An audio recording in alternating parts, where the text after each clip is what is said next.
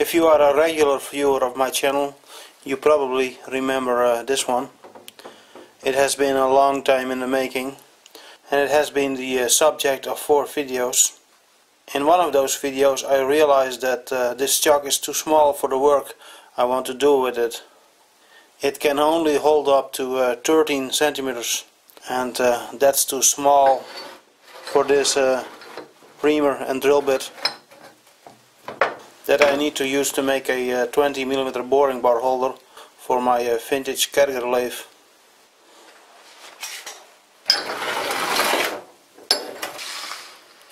So I bought a bigger chuck.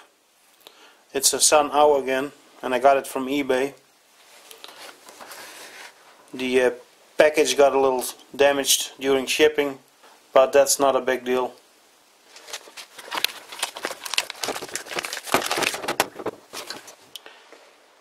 This is supposed to be a brand new chuck, but it looks and feels and even smells a bit funny.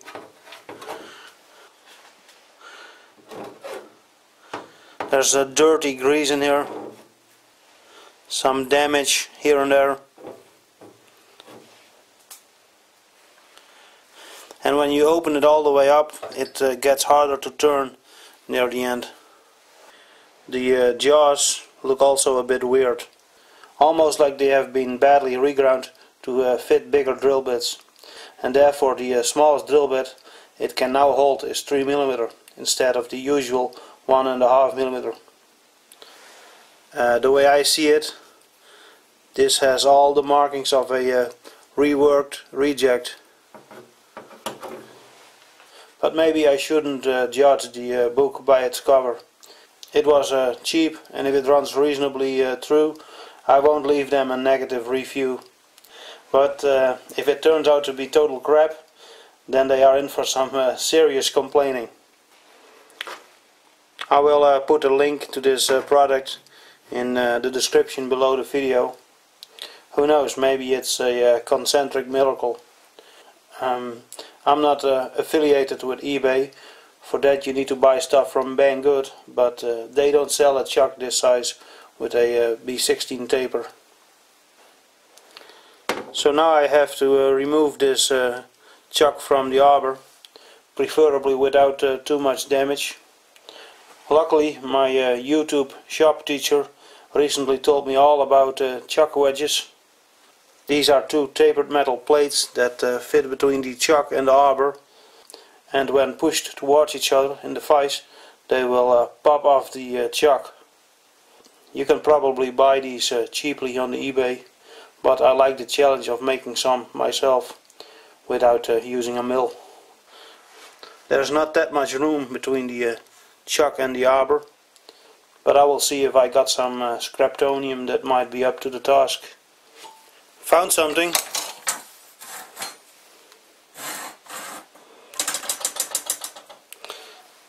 It's a piece of metal strip that is 3 centimeters wide and about 2mm thick. It's probably mild steel, so it won't last long, but they only have to work once. If I didn't have a YouTube channel, I would probably attack this with a angle grinder caveman style, but that wouldn't be very sophisticated or impress any of the 2 women watching this channel.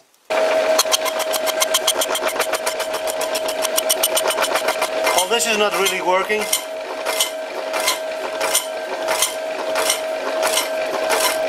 feel a bit like the guy that had to keep his finger in the dike. Forgot his name. Yeah. I'm going with the angle grinder.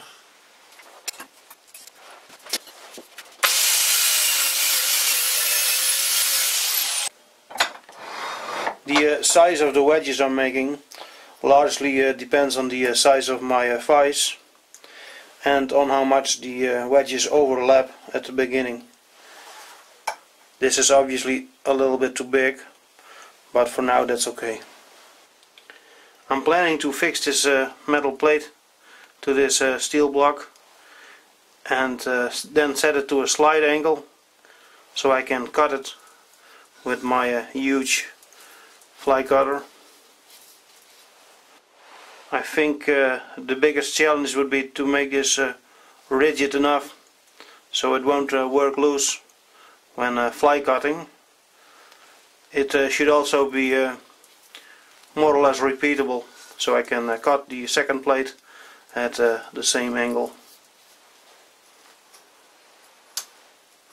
I wonder if I can use glue. I will report back later when I have worked out my brilliant plan. I have a setup that might actually work, but first I need to shorten up this long piece of Banggood steel and grind a pointy bit. You weren't really thinking that I was going to run it with such a long tool bit, right?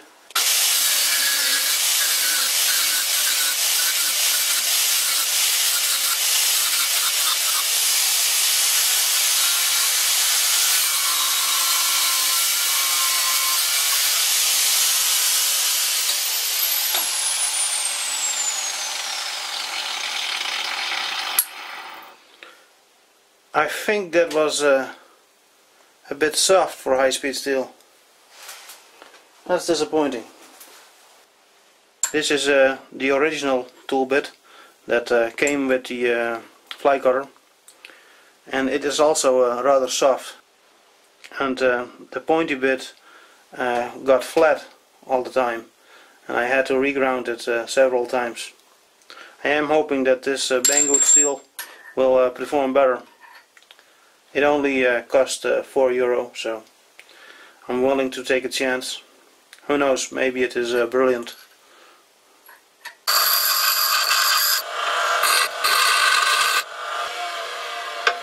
I've been trying to grind a left-hand tool bit with some positive rake and a bit of a radius on the pointy bit. I think this will work, but it needs a bit of honing. This material is just as soft as the tool bit that came with the fly cutter. Banggood advertises this as an engraver tool bit, and they sell them in 6, 8, 10 and 12 mm. Not sure what an engraver tool bit precisely does, but it probably engraves something. Alright, I will hone this and then we're gonna do some fly cutting. I must admit that I have doubts about this brilliant setup and project in general. As you can see, I welded the plate to the block of steel. It's the best thing I could think of. I have considered drilling a big hole in here that will go around the arbor, but since this is a rather thin material, that will probably be hard to do. So I think it will be easier to just grind a slit in here. Well, let's see if this will work.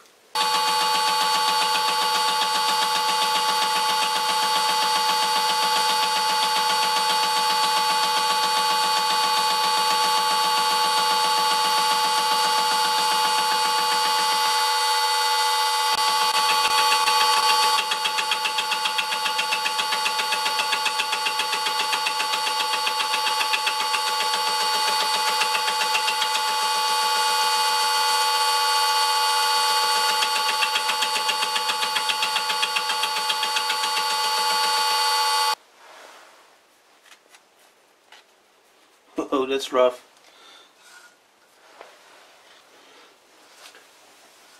It looks like the pointy bit is not holding up very well. I can see a small flat spot. So this Banggood high-speed steel isn't really suitable for lathe work. That's too bad. It was really cheap, but I can not recommend it. But maybe if you're into engraving stuff, it will be perfect. I've set up another piece of high-speed steel that I know is a little harder, so let's try that.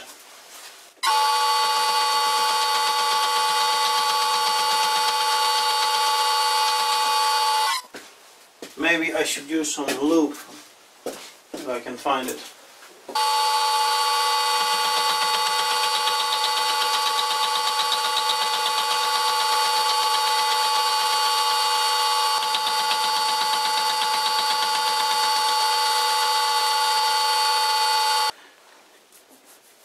That's not too bad.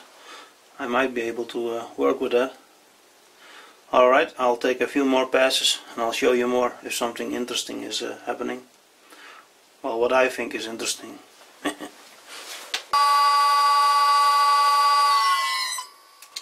Well, I just took a couple of spring passes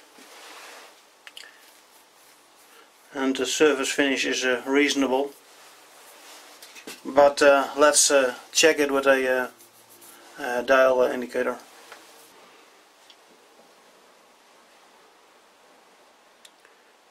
As you can see, it is still a bit bumpy, but it's not too bad. It should clean up with a bit of honing and stoning.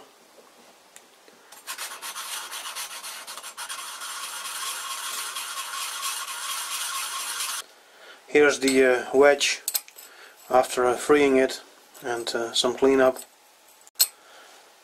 I'm okay with the surface finish. I think that will slide, but unfortunately this side where the welding was is about 1/10 of a millimeter thicker than this side, and I'm not sure how that happened. My best explanation so far is maybe this well, let's call it a weld arbor wasn't squared to the fly cutter. I'm labeling this a prototype, and we'll start over again, and this time I will do some measurements and calculate the angle that I need for the taper that I want. Well, I gave it another go, but as you can see, this time around I produced total garbage.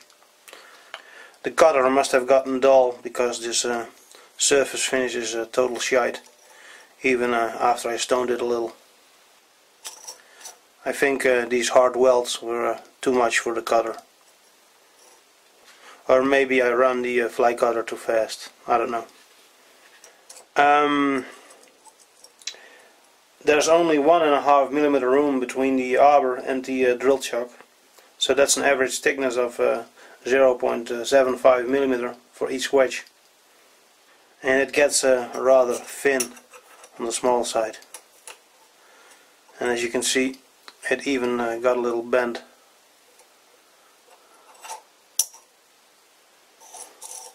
And just like with the test piece, this side here is a little thicker than this one.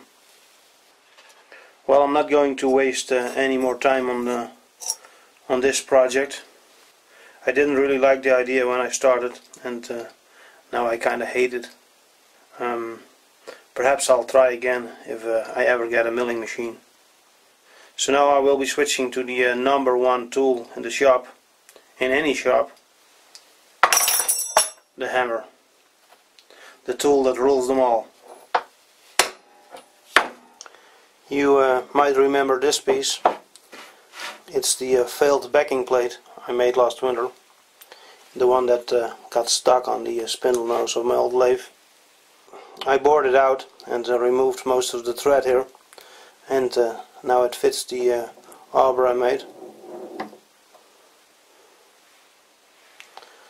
And I also turned down this piece of copper, and it's going to be a punch, and hopefully I can whack that taper loose.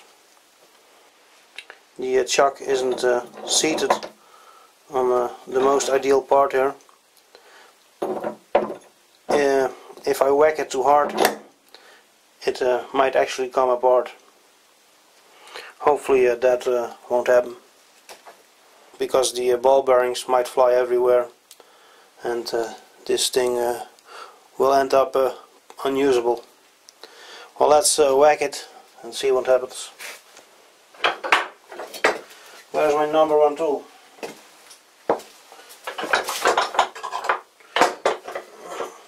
There it is. Here we go.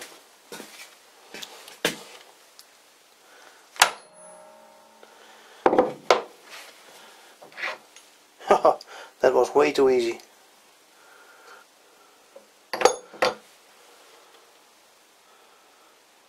That's probably not a good sign.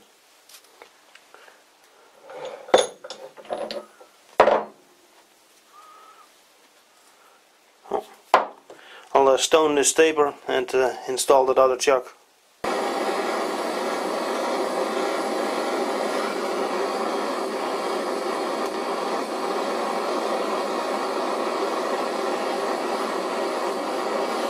That's probably warm enough. Let's put things together.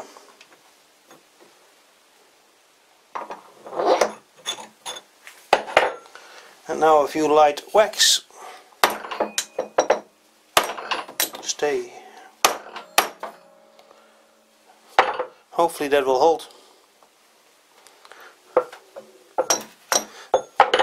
You see that these chucks are almost identical sized. This one is 13mm and this one 16.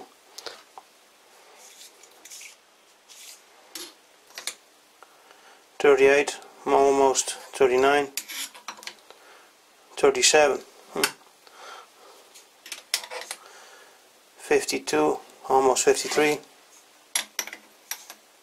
51, a little bit less. So even though this chuck is bigger, it only goes to 13mm, while this one can hold up to 16mm. And that kind of confirms my suspicion that these jaws were reworked to hold bigger drill bits. Let's find out if this is the concentric miracle I was hoping for.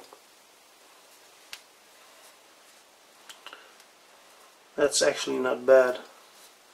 I would say that is 0.04 of a millimeter, maybe even a bit less, not sure. But if I remember correctly, and I do because I just rewatched my video, the other chuck had about 1/10 of a millimeter run out, about this far away from the chuck. Let's run the lathe for a while and check the run out that way. Well, I can definitely see some run out. Actually, that looks like a lot of run out. That looks like a 1/4 of a millimeter run out. Certainly not great, but I'll bet there are worse chucks around. After repositioning the test piece, the run out has improved a little.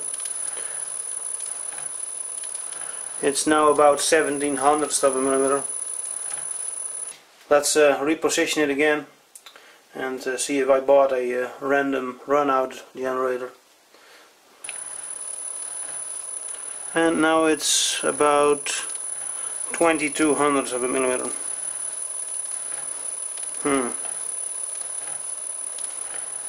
Definitely not great. And again, and this time run out is about 18 or 19 of a millimeter. Yeah, this thing isn't great on consistency. Yeah, too bad. But what can you expect at these low prices? You get what you pay for. But at least now you guys know that you shouldn't buy this one. It's definitely not a concentric miracle. But I'm sure there are worse chucks out there. I guess now I need to drill something and see if that taper holds up. Now I'm going to drill a 20mm hole through this block of steel. That is going to be a boring bar holder for this lathe. And I guess if there is too much run out, this center drill will break at some point. Bit more speed.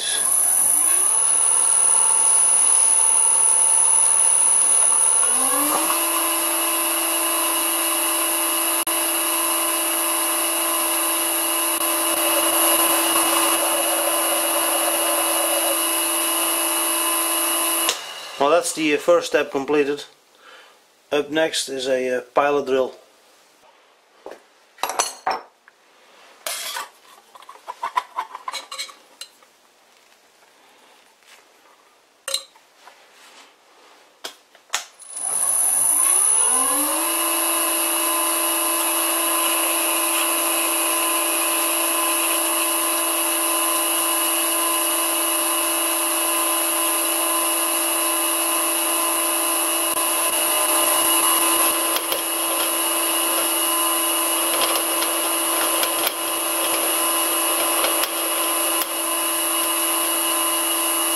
I guess it's time to switch to a longer drill bit.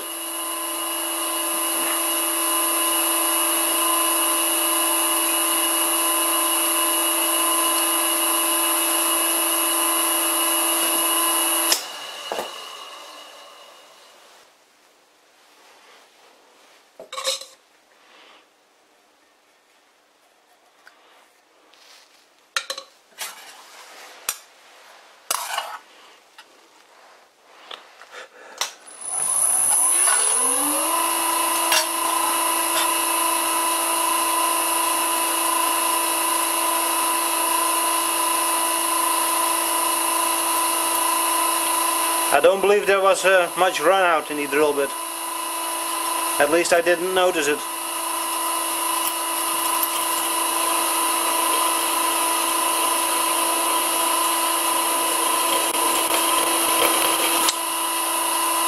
These flutes fill up quite rapidly.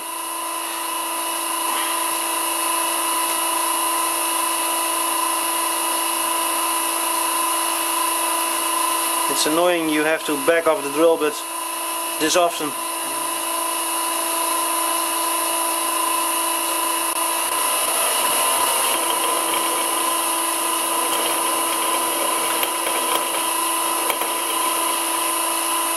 Oh, I'm already through.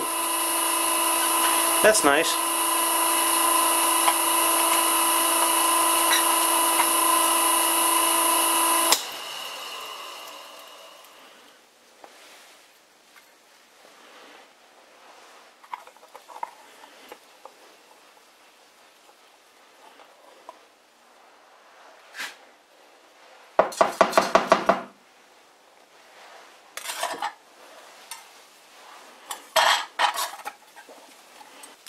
This is a 12mm drill bit, because the step to a 20mm or 19.5mm drill bit might be too much. Let's see how it runs. Looks pretty good.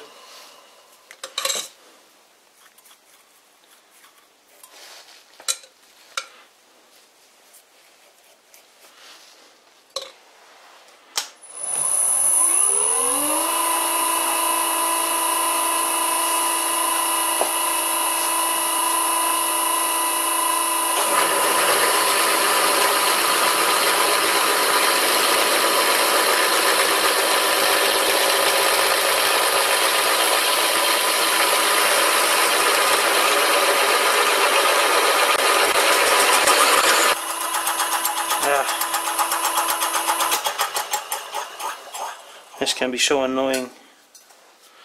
Chips flying everywhere.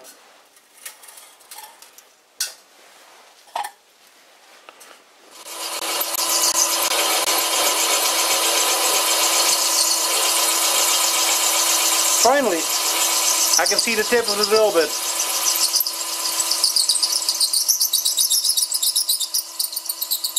What a horrible noise.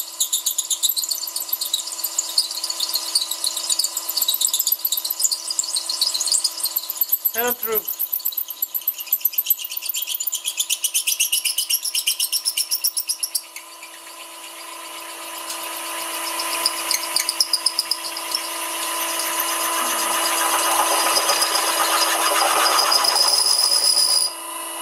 Yeah, glad that's done. Alright, this is the final size drill bit. 19.5mm reduced shank Irwin drill bit.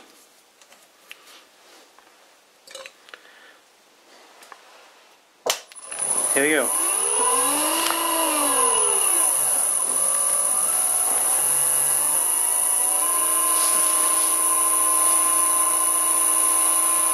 That's almost 30 Hertz. And that's 250 RPM. That should be good enough.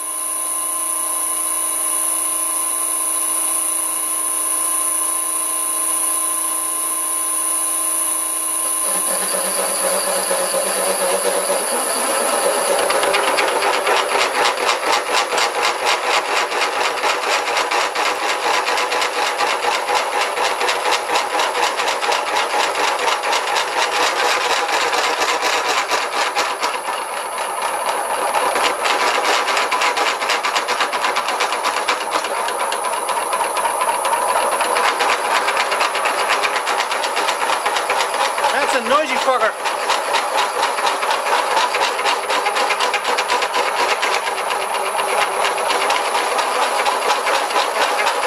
Get in there!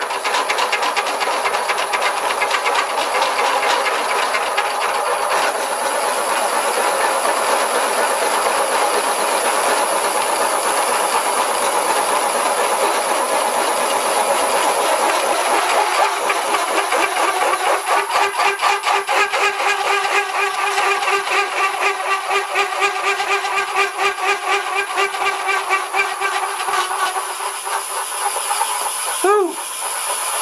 That was a hard job. But we're drilling. All is good.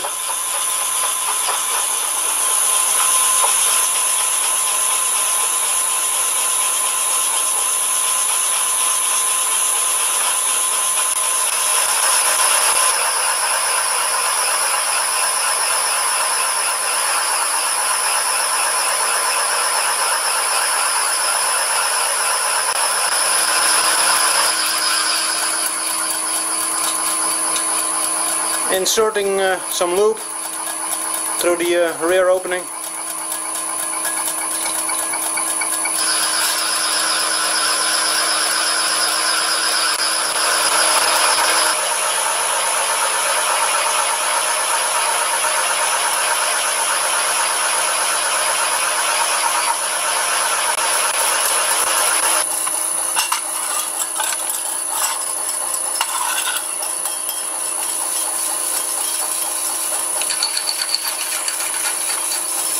What a mess.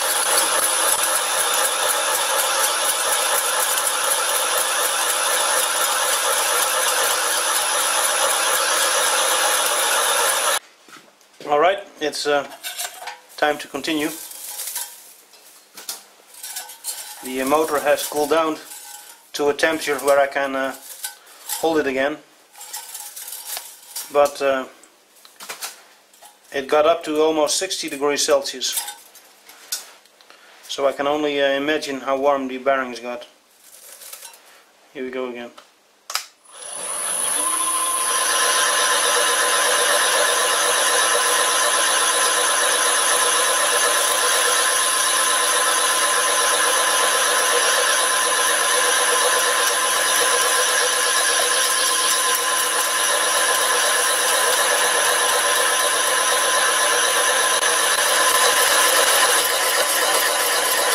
Almost there. I can see the tip of the drill bit.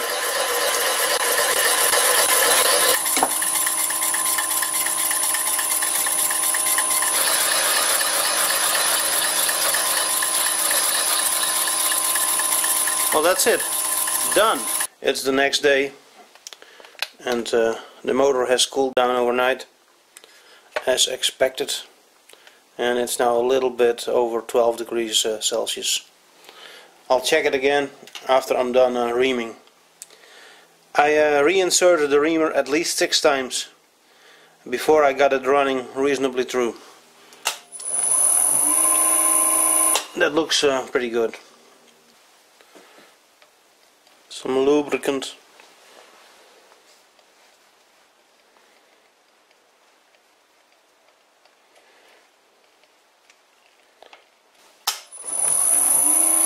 I'll slow it down. That's 15 Hertz, 128 RPM.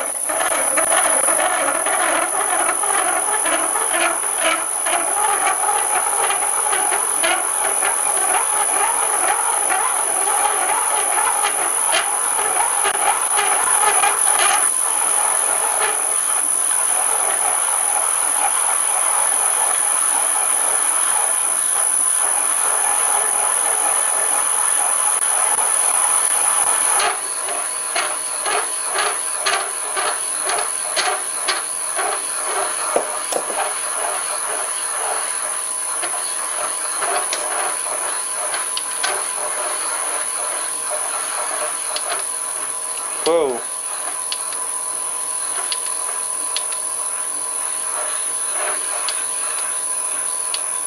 The batteries are almost empty, but the motor is already 27 degrees hot. and I'm not even halfway into the reaming job. I'm currently running 121 RPM, but if I slow down the lathe even further, I get a lot of vibration from the motor.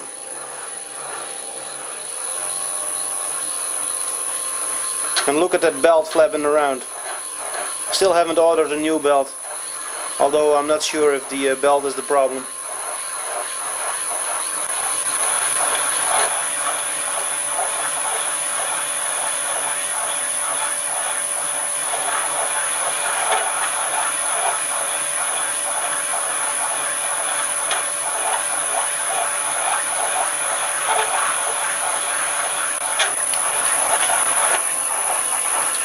Motor temperature is almost up to 40 degrees.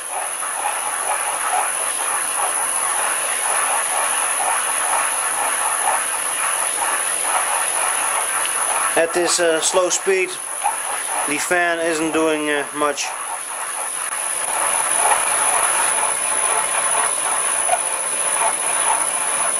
And I think I can see the reamer.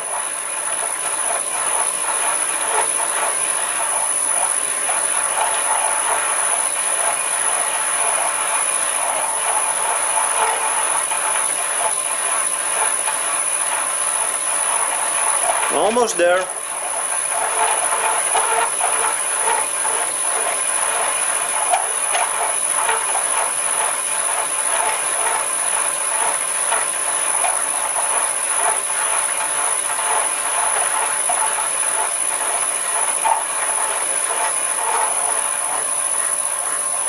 Yep, that's it.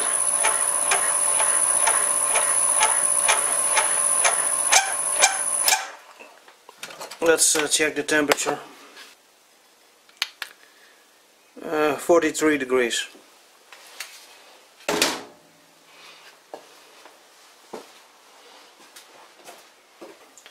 It's probably a bit less because I can still lay my hand on the motor.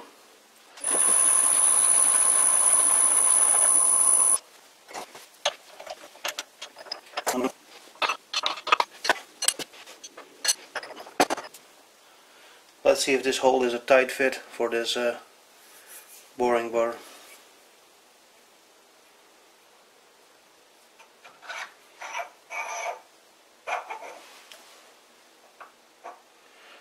There's a little bit of play, but that was expected. This boring bar is actually a little bit smaller than 20mm, and the hole probably a little bit bigger. But this should work out. I think you'll see this boring bar in action when I try and make a backing plate for that Cushman chuck. Of course, I will have to put in some set screws first. I guess this is where I will stop this video. It is probably way too long anyway, so congratulations if you reached the end of this video. You should deserve a prize, but all I can offer is another one of these amateur machining videos in a few weeks time. So till then, and to be continued.